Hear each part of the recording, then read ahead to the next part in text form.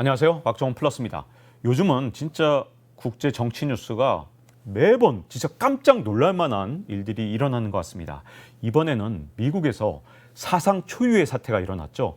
하원 의장이 해임이 된 겁니다. 미국 역사상 처음 있는 일인데 미국 의회 역사가 234년이거든요. 그 기간 동안 한 번도 하원 의장이 해임된 적은 없었거든요. 물론 해임안이 상정된 적은 그전에도 한 2번 있었는데 실제로 해임안이 통과된 적은 없었습니다. 그런데 이거 웬걸? 하원 의장이 정말로 해임이 된 겁니다. 그래서 미국 정치가 그야말로 경랑 속으로 들어갔다 해도 과언이 아닐 정도로 진짜 엄청난 일이 일어났다고 할 수 있는데, 근데 이 사태가 불러올 나비 효과가 진짜 어마어마하거든요. 이 경제적으로도 진짜 큰 타격인데, 이걸 정확하게 이해하기 위해서 배경과 그리고 파장, 이걸 분명하게 알아둘 필요가 있거든요. 그래서 오늘은 우크라이나 배경부터 시작해서 이게 바이든하고 트럼프 상황에서 누가 도대체 더 유리한 거냐, 이것도 굉장히 궁금하실 것 같아요. 왜냐하면 대선 결과에 따라서 우리나라의 미래에도 굉장히 큰 영향을 미치기 때문에 이 문제도 좀 짚어볼까 하고요. 그리고 이게 세계 경제나 대한민국 경제에 과연 어떤 영향을 미칠지 오늘 그 얘기를 좀 다뤄볼까 합니다. 근데 아마 많은 분들이 하원 의장, 이게 도대체 어떤 위치길래 권력서열 3위라고 부르나 이렇게 궁금해하시는 분들이 계실 텐데요. 우리나라는 사실 대통령 유고시에 그 다음에 국무총리 이런 식으로 계속해서 권력 승계가 됩니다. 근데 이게 미국식 사고방식으로는 말이 안 된다고 생각하거든요. 왜냐하면 이게 임명직이잖아요. 국무총리나 무슨 장관, 부총리 이런 사람들은 임명직인데 미국은 뭐라고 생각하냐면 선출직이 먼저다. 국가 유고시에 이게 왜 대통령이 임명한 사람이 되는 건 이건 말이 안 되지 않냐. 그러다 보니까 서열 1위가 당연히 어떤 나라나 이제 뽑아놓으면 대통령이라든가 이렇게 총리라든가 그 나라의 서열 1위인 건 당연한데 2위가 미국 같은 경우는 부통령입니다. 이게 특징이고요. 근데 부통령이 미국은 상원 의장을 겸하고 있다 보니까 자, 3위가 누가 되느냐? 바로 하원 의장인 거죠. 이번에 우리한테 충격을 준 하원 의장 해임, 바로 권력 3위입니다. 그럼 권력 4위는 누구냐? 역시 이렇게 넘어가요. 상원의 임시의장. 임시의장이라 해서 좀 이상한 생각이 드실 텐데 이게 사실은 우리나라로 말하자면 부의장 정도 될 것 같은데 번역을 그대로 하면 임시의장 정도 되고요. 상원의장이 자리를 비웠을 때 대신 의장 역할을 하는 그런 상황입니다. 제가 근데 여기 13위를 써놨어요. 주택도시개발부 장관. 이게 도대체 뭔가, 그리고 왜 써놨나? 이 관련해서 흥미로운 드라마가 하나 있어요.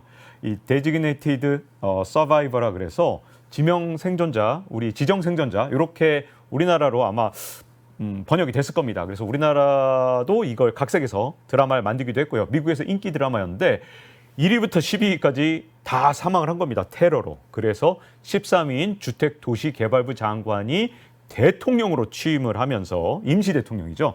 그러면서 일어난 얘기를 그린 그런 드라마도 있을 정도거든요. 이렇게 이 권력 승계 서열 진짜 중요한데 3위 하원 의장 진짜 중요한 사람이죠. 이런 사람이 해임이 되다니 미국 역사상 처음 있는 일이고 굉장히 충격적인 일이죠. 자, 그러면 이런 일이 도대체 왜 일어났느냐?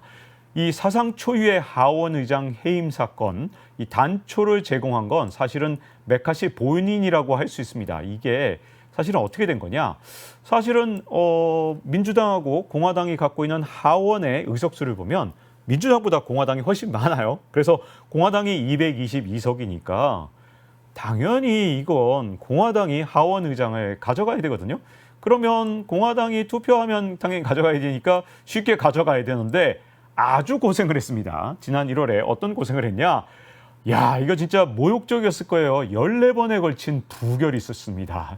부결을 14번 정도 할 것 같으면 전 포기할 것 같은데 포기 안 하고 끝까지 도전해서 15번째 도전 만에 결국 하원 의장이 됐습니다. 근데 이상하잖아요. 공화당이 222석으로 민주당보다 10석이나 더 많은데 왜 이렇게 부결이 많이 됐느냐? 공화당 강성파 21명이 계속 반대표를 던진 겁니다. 그래서 한 번 투표할 때마다 조금씩 설득해서 한 명 설득하는 과정에서 이 14번이나 부결하는 정말 어마어마한 모욕을 당했었죠.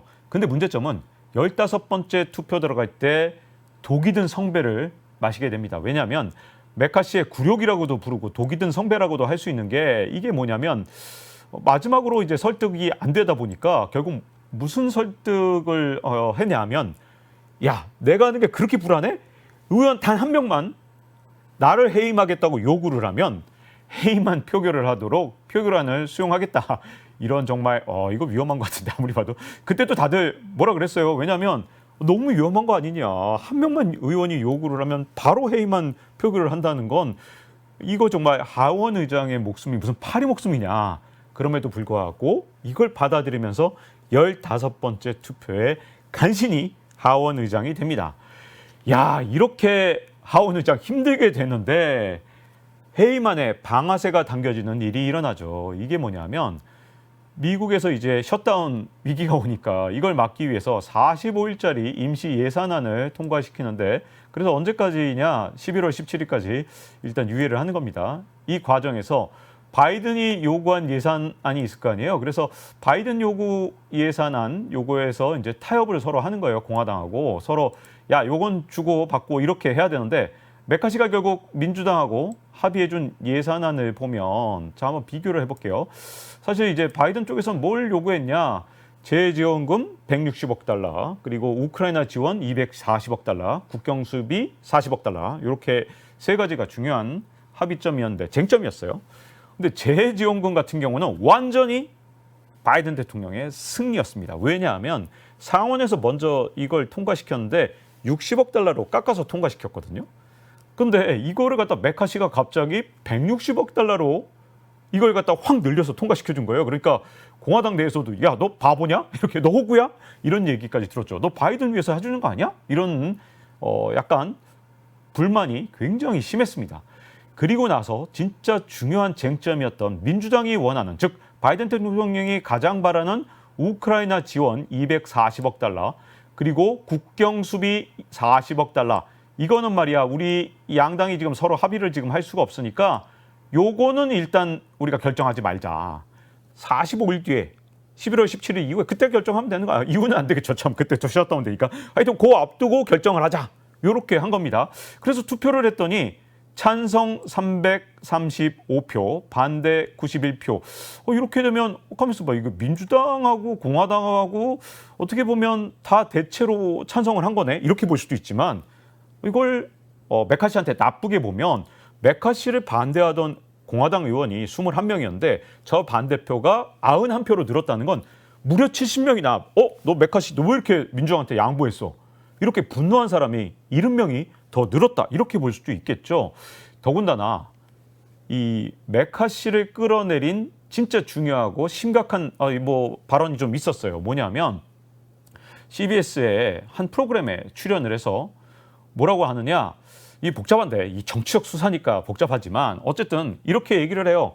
뭐 우크라이나가 필요한 무기 이거보다는 그래도 우리 국경을 지키는 게 더 중요해. 그게 더 먼저야. 하지만 어쨌든 함께 이걸 갖다가 어떤 길을 찾아보겠어. 이런 말을 하거든요. 함께 길을 찾아보겠다. 이 말이 지금 이게 아주 치명적이었거든요. 함께 이걸 하겠다. 그 얘기는 무슨 말이냐. 어쨌든 우크라이나 지원하는 거하고 미국의 국경 수비하는 거하고 서로 협상 테이블에 올려놓고 이거를 뭔가 딜을 하겠다는 얘기잖아요. 이게 공화당의 강경파한테는 정말 그야말로 완전히 열받게 만드는 일을 하게 된 겁니다. 왜냐하면 남의 나라 우크라이나 지원하는 거랑 어떻게 우리 미국 국경을 지키는 게 똑같아. 그게 어떻게 합의의 대상이야. 너는 민주당한테 양심을 팔았어? 너 민주당 편이지. 이런 식으로 욕을 먹게 됩니다. 그래서 맥 게이츠 하원 의원, 공화당의 하원 의원인데 프리덤 코커스, 즉 아주 강성인 공화당 의원이거든요. 그러다 보니까 이제 공격을 한 겁니다. 너 아무래도 이면 합의한 것 같은데 우크라이나 관련해서 뭔가 시크릿 사이드 딜 같은 게 있는 거 아니야? 이러면서 너 해임! 이렇게 된 거죠. 한 명만 하원 의원이 해임을 요구하면 해임을 할 수 있도록 한 그 독소 조항, 독이 든 성배, 이게 작동을 합니다. 그래서 시크릿 사이드 딜 밝혀라 그러면서 너 해임 이래 버리니까 이게 지금 아주 치명적으로 움직이게 된 거예요. 그래서 이게 어쩔 수 없이 이런 일이 황당한 일이 일어나는 어떤 단초가 여기서 마련이 된 거죠. 자, 그래서 여기에 대해서 메카시가 좀 긴장을 할 수도 있었을 것 같은데 여기에 대해서 옛 트위터 X라고 부르잖아요. X, Bring it on 이렇게 얘기하죠. 해볼 테면 해봐. 한번 해봐, 씨. 뭐 이러면서 이렇게 아주 간단하게 얘기를 합니다. 승리를 자신했던 거예요. 왜 메카시가 이렇게 승리를 자신했을까? 이제 지나간 일이니까 한번 메카시의 마음을 한번 다시 뒤집어 보면 공화당 221명이 있는데 그중에 내 반대파가 한 20명, 뭐 기껏해야 21명, 요 정도야? 근데 민주당은 내가 합의를 해줬잖아. 설마 내 등 뒤에 칼을 꼽을까? 적어도 몇 명은 내 편을 좀 들어주겠지. 설마 당론으로 정하진 않겠지. 근데 사실 이게 좀 위험한 생각이었던 게 민주당이 만약에 당론으로 정해서 메카시 너 아웃 이래버리면 실제로 어떤 상황이었냐면 민주당 212명이 만약에 메카시 아웃한 다음에 공화당에서 한 4명에서 한 5명만 메카시 아웃에 찬성을 해버리면 해임이 되는 상황이었거든요. 그런데도 메카시는 bring it on 이러면서 해볼 테면 해봐 이러거든요. 그러면서 바로 다음날 투표를 합니다. 이게 사실은 물론 뭐 이틀 만에 투표를 하도록 되어 있긴 하지만 사실 온갖 방법으로 미국 의회에는 방법이 있었어요. 좀 시간을 끌면서 의원들 찾아다니면서 좀 설득을 할 수 있는 방법도 있었거든요. 편법 같은 게 좀 있었어요. 근데도 메카시는 그냥 바로 표결에 붙입니다. 난 뭐 어쩔 거 없어. 한번 표결해보자고. 너희 강성 니네가 지금 제정신이 아닌 거야. 내 편이 더 많을 거야 라고 생각을 하고 메카시는 표결을 굉장히 서두릅니다. 근데 아이고 이게 민주당 지도부에서 긴급 회의를 한 겁니다. 그리고서는 우리도 메카시를 못 믿겠다.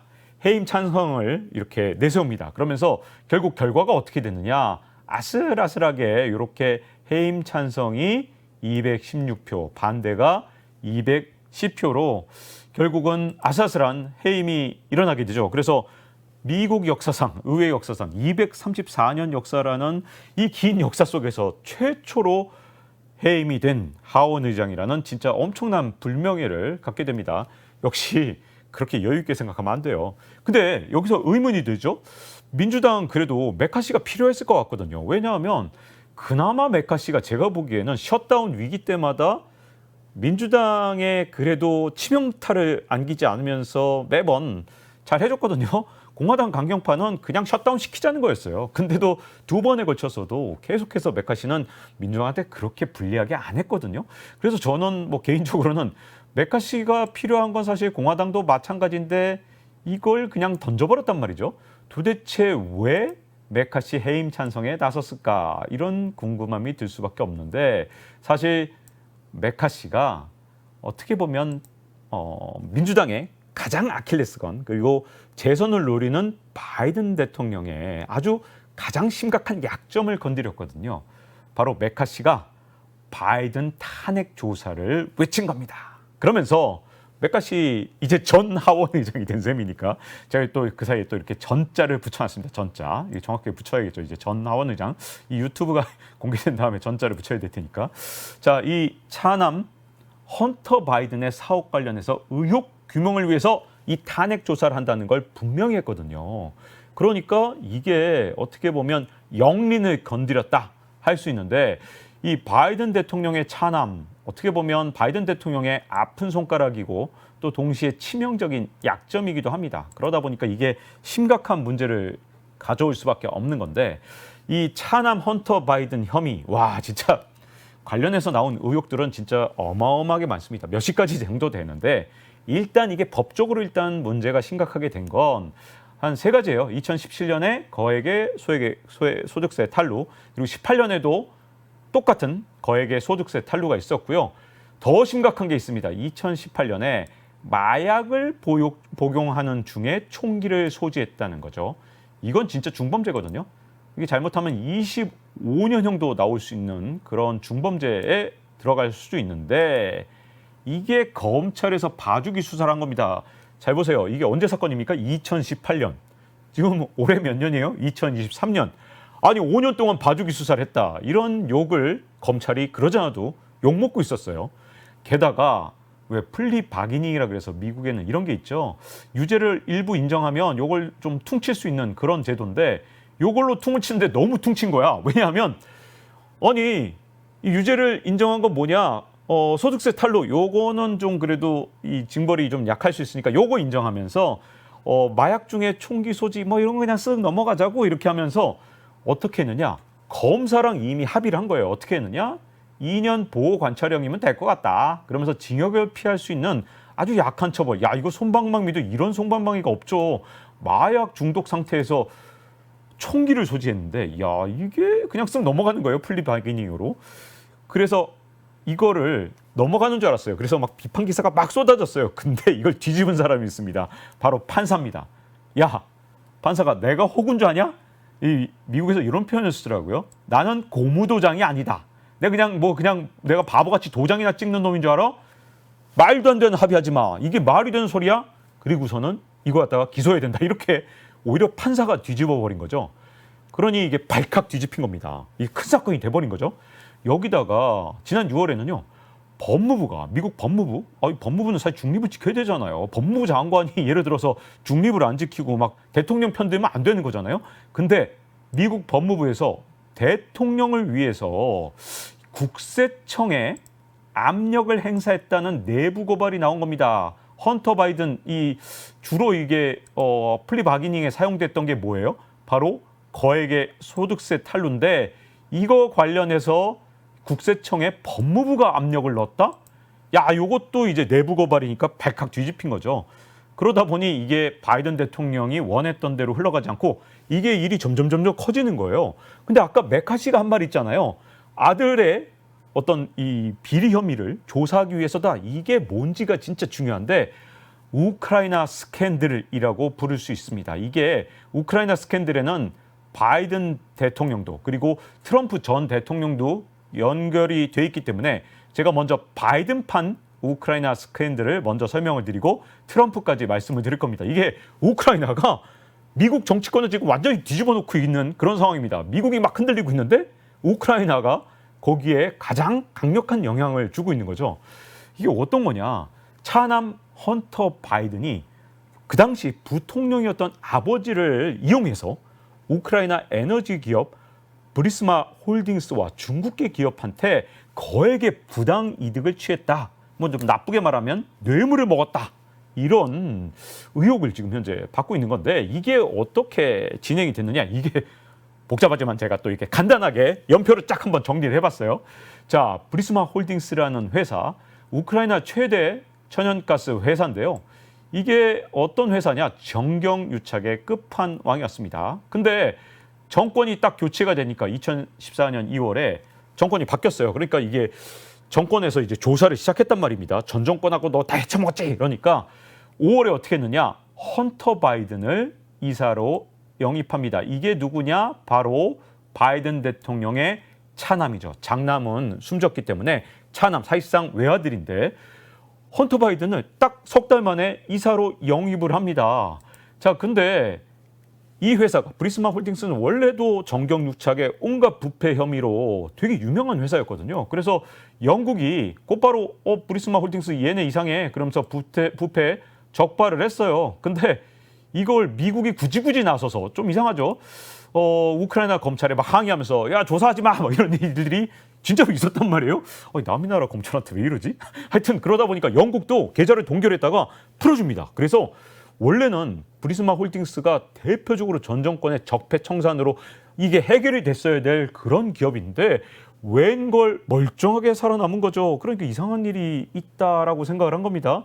그래서 2016년에 요걸 우크라이나 검찰이 대대적으로 다시 조사를 합니다. 그래서 검찰총장이 진짜 자기 목숨 걸고 내가 브리스마 홀딩스 가만 안 놔두겠어. 이거는 정말 비리기 때문에 내가 반드시 조사할 거야. 이러면서 진짜 적극적으로 조사에 나서요. 근데 바이든 대통령이 검찰총장, 아니 남의 나라, 아니 미국 아니에요. 미국 아니고 검찰총장의 해임을 요구합니다. 10억 달러 돈 원조 받고 싶지. 원조 받고 싶으면 검찰총장을 잘라. 이렇게 얘기를 해요. 이게 녹취록이 나오니까 바이든 대통령이 부인을 못 하잖아요. 그러니까 검찰총장에 대해서 내가 압력을 넣은 건 맞아. 근데 이거 내 아들 수사 똑바로 하라고 한 거야. 그러니까 열심히 수사하라고. 브리스마 홀딩스 대충 수사하고 끝낼까 봐 더 열심히 수사하라고 내가 압력을 한 거야. 검찰총장이 대충 넘어갈까 봐. 이렇게 이게 뭐 여러분들 어떻게 생각하실지 모르겠는데 좀 하여튼 그런 식으로 변명을 나중에 했어요. 그건 변명은 이제 한참 뒤에 한 겁니다만 이제 근데 실제로 그러면 우크라이나의 검찰총장은 어떻게 됐느냐? 그해 3월에 검찰총장이 실제로 해임이 됩니다. 그러니까 어쨌든 압력을 넣고 해임이 된 건 맞아요. 물론 바이든 대통령은 이게 똑바로 수사라고 나는 압력을 넣은 거다. 똑바로 수사 안 할까 봐라고 얘기를 하는 거죠. 그러면 이게 제가 우크라이나 스캔들 이게 바이든 판하고 트럼프 판이 있다 그랬잖아요. 둘 다 연결이 돼 있습니다. 두 대통령하고 연결이 됐을 정도로 우크라이나가 이게 미국 정치에 아주 큰 역할을 하고 있는데 나쁜 쪽으로죠. 역할을 한다니까 좋은 쪽이 아니고 나쁜 쪽으로. 2019년 7월에 트럼프 전 대통령이 요걸 알았죠. 그래서 젤렌스키 대통령하고 통화를 했습니다. 근데 그 통화 내용을 보면 바이든 대통령 이 부자에 대해서 수사를 똑바로 해라. 그 당시엔 부통령이었으니까 부통령일 때 우크라이나 너희 나라에 부당한 압박을 해서 검찰총장을 잘랐던 거 아니냐. 똑바로 수사를 해. 이렇게 압박을 하면서 그때도 또 돈 받고 싶으면 수사해. 이렇게 된 겁니다. 그 통화 내용이 또 역시 내부 고발로 드러납니다. 미국은 참 잘 드러나요. 이런 게. 그래서 내부 고발로 이게 드러나니까 이래서 미국에서 민주당이 탄핵을 시작한 겁니다. 그래서 트럼프 전 대통령이 왜 탄핵을 당했었냐, 소추를 당했었냐. 그 이유가 남의 나라에 뭐 수사를 하라 마라 이걸 갖다가 원조를 조건으로 이걸 갖다가 뭐 압박을 해? 이거는 대통령이 해서는 안 되지. 그래서 탄핵 소추가 일어났던 겁니다. 근데 이게 상원에서 부결이 됐죠. 그래서 트럼프 전 대통령 그때 당시에 나의 승리다 뭐 이랬던 역사가 있죠. 자, 우크라이나 스캔들이 지금 보시면 메카시 그리고 바이든 대통령, 트럼프 전 대통령 이거 다 연결돼 있는 아주 복잡해요. 그러다 보니까 물극즉반이라는 게 있잖아요. 이게 극에 달하면 결국은 반대로 뒤집어지는 그런 상황. 이게 정말 극과 극은 통한다 이런 말도 있죠. 그런 상황처럼 잘 보시면 이게 민주당하고 공화당 강경파가 서로 통해서 메카시를 사실 날려버린 겁니다. 그래서 이게 아주 특이한 사건이라고 할 수 있는데 공화당 강경파하고 민주당이 서로 목적은 다른데 결국은 우크라이나라는 매개는 똑같아요. 민주당은 바이든 재선의 아킬레스건 우크라이나 스캔들을 다시 건드리고 헌터 바이든 문제를 다시 꺼내든 메카시 전 하원 의장이 눈에 가시였던 거고, 그리고 공화당 강경파 입장에서는 천문학적인 우크라이나 지원을 담은 이런 막대한 재정 지출안을 민주당하고 협상하겠다고 이거 뒤에서 비밀 협상하는 거 아니야? 그러니까 메카시가 눈에 가시어서 메카시를 날려버린 거 상황이라서 이게 진짜 극과 극이 통하는 진짜 황당한 일이 일어난 겁니다. 그러니까 투표를 똑같이 같이 한 사람들의 목적이 정반대였는데 매개체가 우크라이나라는 아주 특이한 점이 있습니다. 그래서 메카시, 바이든, 트럼프 모두 연관돼 있는 미국 정치 혼란의 배경엔 우크라이나가 있다는 겁니다. 그리고 이게 앞으로가 문제인데 차기 하원 의장 선출이 매우 어렵다는 게 지금 심각합니다. 왜냐하면 메카시 하원 의장이 정말 욕도 많이 먹고 정말 힘들게 하긴 했는데 지금 워낙 극과 극으로 대립하고 있어서 메카시만한 인물이 지금 없어요, 사실. 그래서 아마 차기 하원 의장 찾기도 되게 어려워졌고, 이 정도로 지금 제가 보기엔 메카시 입장에서는 나름 노력했는데 양쪽에 견해차 좁히려고 이렇게 노력한 사람을 이렇게 날려버리면 이거 도대체 누가 하원 의장을 또 지원할 것인가. 멀쩡한 사람 안 할 것 같아요. 좀 이상한 사람들이 하지 않을까. 좀 굉장히 극과 극에 서 있는 사람들만 자꾸만 하려고 그럴 거고, 그러다 보면 되게 큰 문제가 되겠죠. 이제 앞으로 45일간의 유예가 있기 때문에 11월 17일 또 셧다운 위기가 또 올 수밖에 없는데 공화당의 협상 주체가 도대체 누가 될까? 그리고 새 하원 의장이 되는 사람은 과연 타협을 택하는 사람이 될까? 아니면 극단적인 대치를 택하는 사람이 될까? 지금 완전히 미국 정치가 안개 속에 들어간 겁니다. 그러다 보니까 그러지 않아도 불안한 미국의 금융시장이 더 불안해진 거죠. 정치 불안이 말 그대로 금융시장을 강타했다 해도 과언이 아닌데요. 사실 지금 이제 박종훈의 경제한방을 계속 보신 분들은 아마 귀에 못이 박히도록 들으신 말이 있을 거예요. 채권 금리가 한 3% 4% 이렇게 갔을 때 너무 많은 증권 전문가들이 미국 국채 사라 그랬을 때 제가 절대 안 된다, 조심해야 된다. 미국 국채 금리는 훨씬 더 올라갈 수 있기 때문에 여러분 지금 국채 살 때라고 말하기가 너무 힘듭니다. 그런 말에 지금 넘어가서는 안 됩니다라는 말을 너무나도 여러 차례 강조해 드렸죠. 근데 실제로 미국 국채 금리 보세요. 3% 4%가 지금 문제가 아니에요. 지금 어떤 일이 생겼냐? 이 정치 불안까지 이 가속화되면서 이 4.69까지 갔는데 이 정치 불안 전에도 이미 갔거든요. 왜냐하면 미국 국채 지금 사줄 주체가 없다는 말씀 진짜 박종훈의 경제한방 통해서 여러 번 말씀드렸고 이게 연말로 갈수록 힘들어질 거다라는 말은 올해 상반기에 여러 번 드렸습니다. 그래서 이미 미국 국채 금리가 10월 2일에도 4.69까지 올라서 와씨 이렇게 많이 올라 이거 심각한데? 라는 말까지 나올 정도였는데 이게 정치 불안까지 더해지니까 4.83까지 올라간 상태. 지금 녹화 직전에 제가 지금 보니까 4.83이더라고요. 이 관련해서 제이미 다이먼 JP 모건 회장이 왜 이제서야 이렇게 세게 경고하는 거야. 그전엔 이분이 5%라 그랬는데 왜 이제는 갑자기 7%라고 그것도 말이야 미국 언론이랑 얘기하면서 한 게 아니라 인도 언론하고 얘기를 하면서 그 얘기를 했어요. 다이먼이 뭐라 그랬냐. 제이미 다이먼 미국에서 진짜 영향력이 큰 사람입니다. JP 모건 회장이고 이 경제 전망 좀 잘 맞추는 편에 속할 뿐만 아니라 또 하나는 미국 정치권이랑 한 몸이다. 특히 정치권하고 진짜 잘 통하는 사람으로 아주 유명한 사람이거든요. 근데 정치도 좀 잘 알고 경제도 잘하는 이 사람이 딴 데도 아니고 인도 언론 가서 갑자기 7% 금리에 대비해라. 뭐 이런 걱정을 했어요. 아니 이때는 페드레이트 그러니까 연준이 기준금리 올리는 걸 걱정을 했더니 또 이번에 또 블룸버그 가서는 시장 금리도 어디까지 갈지 몰라 이러면서 8%도 우리는 준비가 돼 있다. JP 모건은 금리가 8%를 가도 시장 금리가 8% 이거 더 심각한 거거든요. 시장 금리가 8%를 가도 우리는 그 최악의 시나리오에도 버틸 수 있도록 준비가 돼 있다. 아니 이거 무시무시한 얘기죠. JP 모건은 버틸 수 있을지 모르지만 대부분의 경제 주체는 제가 보기에는 8% 가면 버티기 어려울 수도 있습니다. 근데 이렇게 금융시장이 불안해지는 건 지금 뭐 인플레이션이라든가 뭐 아니면 유가 통해서 뭐 또 다시 뭐 물가 오를 것이라는 우려 이런 속에서 여러 가지 뭐 미국 국채 사주는 주체도 없는 거 이런 것들도 문제지만 또 하나는 미국 정치권이 이렇게 흔들리면 미국 국채에 대한 신뢰도 자체가 흔들릴 수밖에 없고 또 신용등급 강등되면 어떻게 되겠어요. 그러니까 이게 다이먼 회장이 자꾸 경고하는 게 지금은 예사롭지가 않습니다. 저도 사실은 계속해서 경제한방을 통해서 미국 국채 금리가 더 오를 수 있다고 계속해서 경고의 메시지를 드렸지만 저도 솔직히 말해서 8%까지는 생각을 못했거든요. 근데 훨씬 더 세게 치고 나가는 다이먼 회장을 볼 때 뭔가 미국 정치 그리고 경제가 맞물리면서 혼란 상황을 계속 우려하고 있는 게 아닌가 싶습니다. 자, 이제 제가 처음에 이제 정치적 이 충격이 과연 경제적 파장이 어떻게 될까 이걸 말씀드렸고 또 하나는 이제 트럼프 대선에 어떤 영향을 미칠까 이제 말씀드려야 되는데 사실 저는 웃고 있는 트럼프라는 표현을 쓸 정도로 트럼프 전 대통령은 지금 사실 꽃놀이패를 들었다 해도 과언이 아닌데요. 왜냐하면 강경파 21명 이 트럼프를 좋아하는 사람들이죠. 근데 21명으로 사실상 의회를 장악한 거나 다름없을 정도로 의회를 쥐락펴락한 겁니다. 왜 민주당이 같이 움직였느냐? 이건 이제 뭐 좀 따져봐야겠지만 어쨌든 의회를 자기 힘으로 쥐락펴락한 거죠. 더군다나 치솟는 금리 그리고 경제 불안이 가속화될 수 있기 때문에 원래 미국에서는요. 어떤 사람이 재선이 됐느냐. 그 바로 재선이 있었던 해 24년이죠. 24년 경제가 좋으면 보통 재선에 성공합니다. 경제가 나빠지면 재선에 실패해요.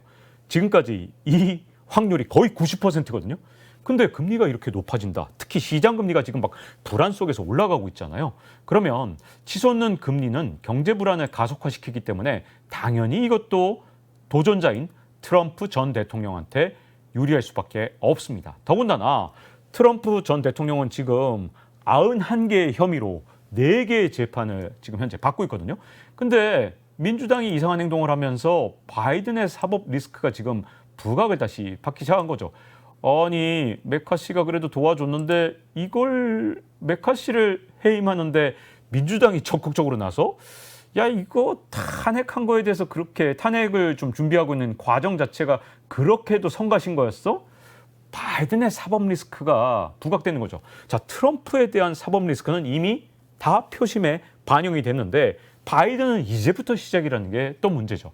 더군다나 그나마 타협적이었던 메카시가 실각한 다음에 이제 앞으로 등장할 사람들이 도대체 공화당에서 누가 파워를 갖게 될 것인가? 이게 좀 불확실하죠. 그러니까 11월 17일을 앞두고 민주당이 앞으로 어떻게 대응을 할 것인가? 이 부분도 문제가 될 수밖에 없습니다. 그러니 현재 트럼프 전 대통령에게는 그렇게 나쁜 상황이 아니고요. 바이든 대통령은 앞으로 넘어야 될 산이 11월 17일에 또 펼쳐질 가능성이 큽니다. 자, 그러면 이번 사태로 과연 한국은 어떻게 준비를 해야 되느냐? 트럼프 전 대통령의 재선 가능성을 우리가 절대로 무시해서는 안 되거든요. 우리가 이제 가끔씩 이제 트럼프 전 대통령의 재선 가능성을 무시하는 분들이 아직도 계신데 사실상 저는 확률이 꽤 높기 때문에 우리가 양쪽을 다 대비해야 됩니다. 근데 현재 우리나라는 바이든 대통령이 사실 재선에 성공하는 쪽에 약간 좀 걸고 있는 그런 느낌이 들 정도로 바이든 대통령의 외교 정책에만 지금 현재 호흡을 같이 하고 있거든요. 그런데 트럼프 전 대통령은 완전히 외교 정책이 다릅니다. 그런데 이걸 무시하고 만약에 트럼프 대통령에 대한 대비를 전혀 못한 상태에서 만약에 트럼프 전 대통령이 등장한다. 이건 우리나라한테 굉장히 심각한 영향을 줄 수 있어요. 그래서 준비가 꼭 필요하고요. 양쪽 다 준비를 해두는 건 유비무환이기 때문에 굉장히 중요합니다. 더군다나 우크라이나 관련해서는 이게 지금 전 세계 정치권에 영향을 많이 미치고 있죠. 이게 지금 뭐 폴란드, 헝가리, 경제 한방을 통해서도 소개를 드렸습니다. 그리고 슬로바키아 정치에도 영향을 미쳤습니다. 우크라이나 사태가 지금 서방의 정치권에 영향을 미치고 있고요. 더군다나 이게 미국에서 정치적으로 엄청난 파장을 갖고 올 수도 있기 때문에 우리가 우크라이나 문제를 다룰 때는 굉장히 정치적 파장까지 고려해서 우크라이나를 접근할 필요가 있다. 이렇게 보여집니다. 그리고 가장 큰 문제는요. 유노멀의 시대가 왔다는 거예요. 미국도 그렇고 극단적인 정치가 지금 현재 경제까지 흔드는 그런 상황을 계속해서 만들고 있는 거거든요.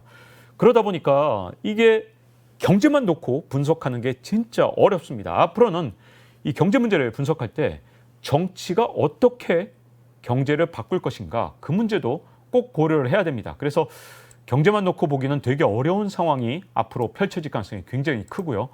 그리고 또 하나는 우리나라가 지금 현재 되게 어떤 방식으로 지금 경제 정책을 펴왔냐면 대한민국의 경제 정책이 지금 갈라파고스처럼 움직여 왔거든요.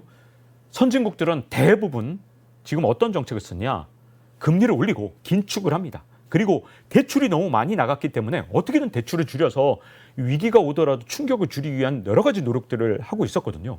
근데 우리나라는 사실상 금리 올리는 속도도 굉장히 느렸고 그리고 대출 장려 정책도 굉장히 많았는데 이 과정에서 아니 자산 가격 지키려고 지금 이러는 거 아니냐 굉장히 여러 가지 의혹의 시선도 정말 많았습니다. 물론 그 결과로 뭐 집값도 좀 반등하는 것처럼 보이고 주가도 한때 상반기에는 좀 반등하는 모습이 보였죠. 상반기의 반등을 보면 전 세계적으로 가장 빠른 반등을 보였거든요.